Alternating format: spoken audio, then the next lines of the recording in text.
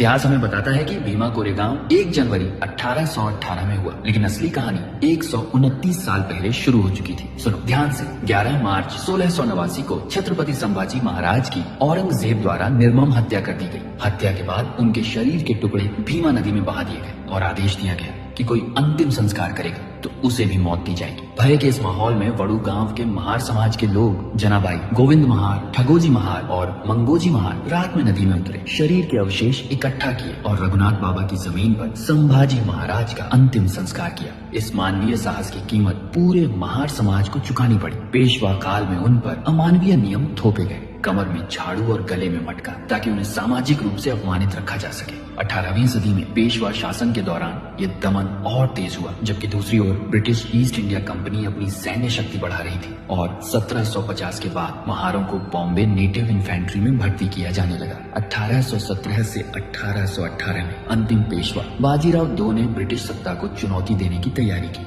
इसी समय महार रेजिमेंट के वरिष्ठ नेता सिद्धनाथ महार ने पेशवा से स्पष्ट सवाल किया कि यदि महार सैनिक पेशवाओं की ओर से लड़े तो उनके समाज की स्थिति क्या होगी, जिस पर बाजीराव दो ने साफ कह दिया कि पेशवाई में अछूतों के लिए कोई स्थान नहीं है। यहीं से महारों के लिए ये संघर्ष सत्ता का नहीं, आत्मसम्मान का युद्ध बन गया। 1 जनवरी 1818 को भीमा कोरेगांव में बॉम्बे नेटिव इन्फेंट्री के लगभग 500 महार सैनिक ब्रिटिश अधिकारी कैप्टन फ्रांसिस टॉन्टन के नेतृत्व में पेशवा बाजीराव दो की लगभग 28,000 सैनिकों की सेना के सामने डटे। भारी संख्या और घुड़सवार सेना के बावजूद महार सैनिक एक दिन और एक रात तक लड़े। गोला बारूद समाप्त होने के बाद भी तलवार और ढाल से पीछे हटने से इनकार किया और अंततः पेशवा सेना को पीछे हटना पड़ा। यह मनुवादी पेशवाई सत्ता की निर्णायक नैतिक हार थी। इसी ऐतिहासिक विजय की स्मृति में 1821 में ब्रिटिश सरकार द्वारा भीमा कोरेगांव में विजय स्तंभ का निर्माण कराया गया, जो मुख्यतः महार समुदाय के उन वीर सैनिकों के साहस और बलिदान को स्मरण करता है और इसे दलित शौर्य की सार्वजनिक घोषणा के रूप में स्थापित करने के लिए